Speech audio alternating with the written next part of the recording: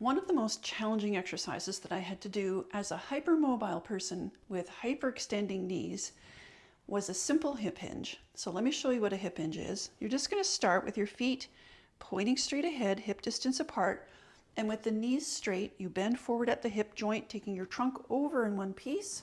I like to use a chair as a guide, and then bringing your hips, bringing your trunk back up over the legs. So when you hyperextend, there will be a tendency, and even people who don't hyperextend, who have weak hamstrings will often use this strategy.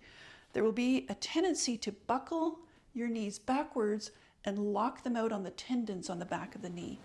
So if you think of your hamstrings as the brakes, because they have to slow down the descent of your body weight as it falls forward into gravity, then the hamstring tendons on the back of the knee are acting like the seat belts.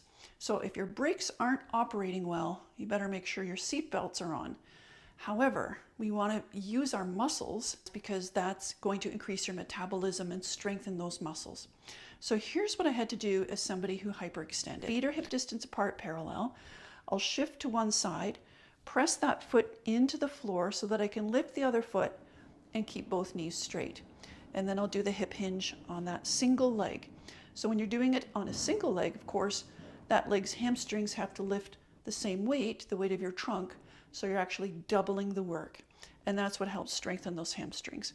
So I'm going to shift, press my foot into the floor, float the other foot, and bend forward at the hip.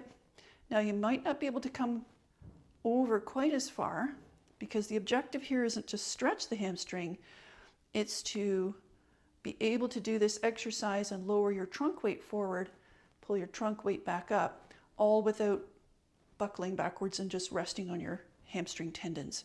So I'm just going to move this leg out of the way so you can see. What I don't want to happen is bang, this knee comes backwards. I'm going to bring it forward so that the knee is between the hip and the ankle. So I've done another reel recently that helps you determine if you have a straight knee.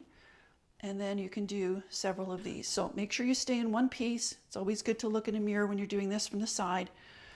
Single leg, knee straight, bend forward, and then back up. And just do several of those. And then in no time, you will have stronger and straighter knees.